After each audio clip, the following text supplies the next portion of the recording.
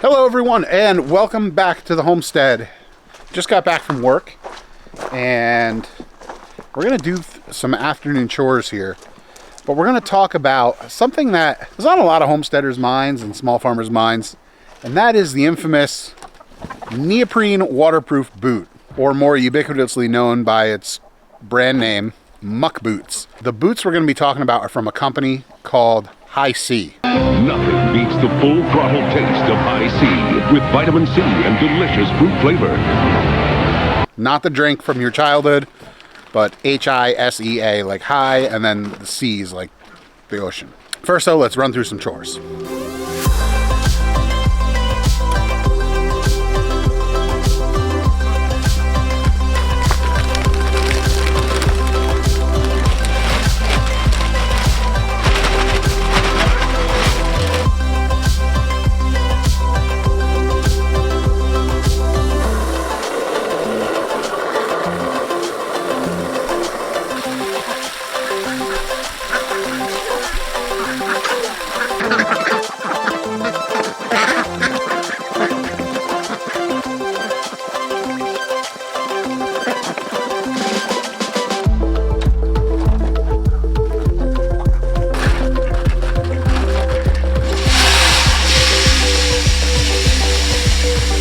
We've had a really hard time lately with the hens sorting through their feed and knocking it out all over the ground. So hopefully by raising this up, that alleviates that. If the food is at head height, they tend to pick through it less.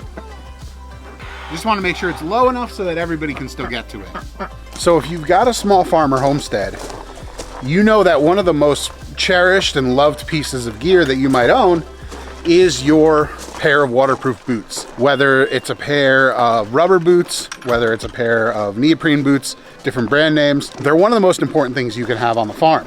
And they're not cheap. Some of the more expensive brands will run well up into the $100, 120, 130 range. With all of these more inexpensive brands hitting the market, they're definitely something that I've been paying attention to and looking at to see if they're a viable option. Spring batch of McMurray's Jumbo Cornish is looking huge. These guys are about 9 weeks right now. We're processing this Saturday, so they'll be right at around 10 weeks. I don't think there's a bird in this batch that's going to process under 5 pounds finished.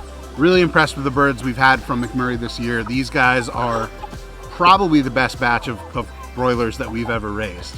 So you had your really expensive boots on one hand, and then you've always had kind of your just super inexpensive, just like straight rubber boots, like rain galoshes.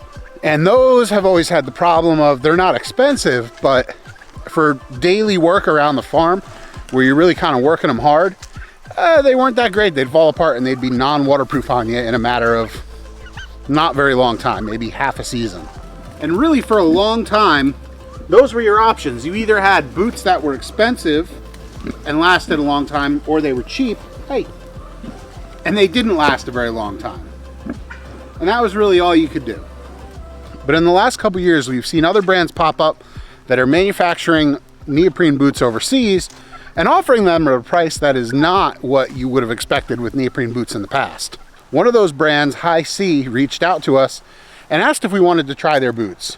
Now, I have a pair of Bogs, and Jackie has a pair of, here's Mucks. Yeah.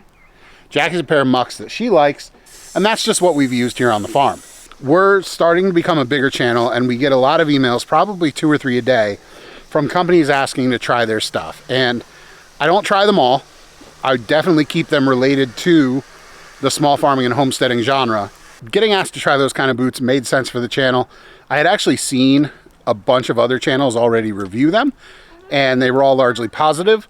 But I wanted to do something a little bit different. You see, a lot of the other channels I'd seen review them had kind of gotten the boots, put them on, worn them just a little bit, and then put out a review saying, yeah, they're great.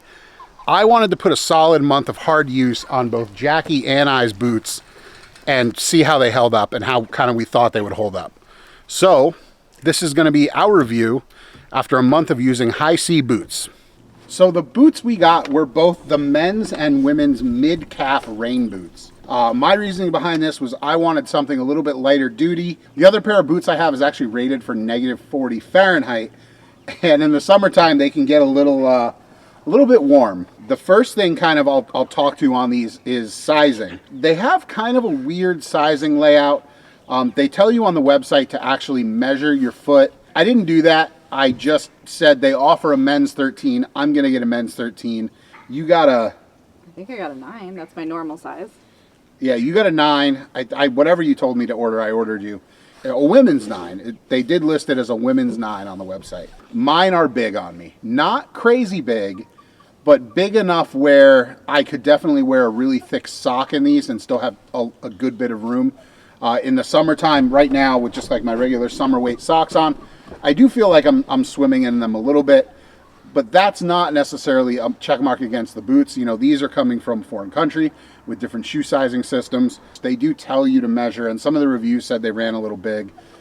So that's kind of my fault for ordering the wrong size. You like your fit though? Yeah, I would say overall my fit is pretty good. I don't wear socks with mine because it's summertime and I never have socks on. So. Which I can't understand.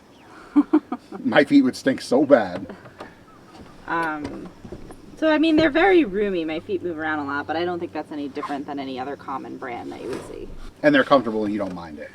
Yeah, I've mowed the lawn with them. I do the chores morning and night with them. Walk to the end of the driveway in them, and all in all, it's not a bad boot. Initial out-of-the-box quality on them I felt was great. They were waterproof. I stepped in a few puddles right off the bat and didn't get any water going in.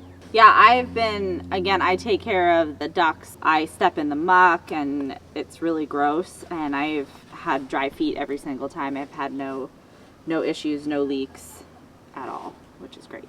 And that's from beginning through now. They're still dry, they're still not leaking. After a month in, usually you'll start to see things coming apart and neoprene peeling away from rubber. And a month in now, 4 weeks of heavy use, maybe even a little bit more, they're still holding together. I've seen lesser boots show more signs of wear quicker than these. As far as the look goes, mine are straight black. Jackie's are a little bit more pizzazified. They're a little more fancy. Oh yeah, the women's boot has a little bit extra to it. So it's got the, I'd call it this like a pink. It's a pinkish red. So the sole has that accent. You've got the stitching across the top here. You've got a design on your regular, and then if you like to roll them down, if you're hot, then it has this flower detail on the inside, which is pretty cute. I don't know. I'm kind of fancy. I maybe would have liked maybe like a camo pattern or something cool. And that's, you know, neither here nor there. Like, who cares when you're walking around mucking stalls and cleaning out chicken coops? But, you know, it would have been cool. This particular boot, I feel, is very soft. There's not a lot of structure to the sole. The ankle doesn't have a ton of support. It doesn't really fit tight around the ankle and the midfoot. Again, one part of that is that I've got a bigger pair of boots than maybe I should have on, but the sole on these boots is very soft and there's not a lot of ankle support. It feels kind of like you're wearing a Croc. I think they're softer than Crocs. You think they're softer than Crocs? Yeah. Like squishier?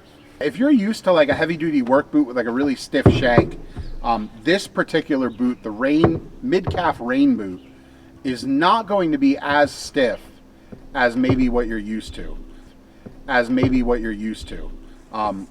What I did confirm with High C before making this video is that the mid-calf rain boot is a softer boot overall. The work boots, the neoprene work boots, are a stiffer boot than the rain boot. Emma's starting to have a meltdown because it's dinner time and she's getting pretty hungry.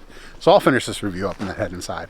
So if you like a stiffer boot, something to remember with these is that you don't want to go for the rain boot, even though it looks like a standard neoprene waterproof chore boot. And you maybe want to go with the work boot because that's going to be the stiffer option for you. I think the price is about the same. They're not much at all. I'll leave an affiliate link to their Amazon store down in the video description. You can go check them out and see all the pricing that they have. Now here's where the kicker on all of this comes in. You're talking a standard muck boot. I think the chore, let's call it the chore mid. The chore mid at the time of this article is $115 on Amazon. So you're looking at like $115 for a pair of the big name boots. The Hisea men's mid-rain boots, on the other hand, are going for $49.99. And the women's are actually going for $47.51. So you're talking literally half the price of the more popular brand out there. Even the work boot, which is going to be your direct competitor to that chore mid, is $57.19 right now, which in my opinion is a pretty solid deal. Now here's where things get real interesting, even if you throw price out the window. Hisea on their website lists these boots as having a lifetime warranty, meaning if anything ever goes wrong with them when you're wearing them, you can send them back to Hisea and they'll replace them with a new pair of boots. And this is where it really like blows my mind, because you're talking about a company that's competing on price, and that's kind of where they've decided to draw their line in the sand. But then they're going and backing up the product. If you look at any of the leading work boot manufacturers out there, there's nobody offering a lifetime warranty on footwear. It just is one of those things that doesn't happen. Even if you get 6 months out of a pair of these Hiseas and they start leaking and you send them back to Hisea and they send you another pair, you've now got a year's worth of boot for $50-ish. And if you're that hard on boots, you're probably not going to get more than a year out of any of the more popular brands. So unless you're dead set on getting a pair of US-made boots, in which case your choices are only Dunlop, Kamek, and Honeywell, you're not really going to give up anything by going with a foreign-made boot from a company such as Hisea or something else. And if you're looking at any of the big boot manufacturers that are already made overseas, you might as well buy the boot that has the best price and still offers solid performance, especially if it's going to come with a lifetime warranty. Now, if there wasn't a lifetime warranty on these boots, I don't know if I would be as quick to recommend them as I am right now. But being that Hisea has backed up these boots and has a lifetime warranty on them, and I'm assuming they're going to be around for at least another couple years, I really can't say anything negative about them unless they fall apart in the next couple months, which if they do, I will let you know. But for now, I've got a pair of boots on my feet that, aside from being a little bit soft for my personal tastes, they're functioning as they're supposed to from the manufacturer, and I can't fault anybody for that. With that said, I'm gonna go take these boots off, I'm gonna throw the Crocs on, and I'm gonna get to cooking some dinner. If you liked this video and you thought it was informative, make sure to head down below and click that subscribe button so you can see more. Otherwise, we thank you for watching and hope you're having a great day. Bye.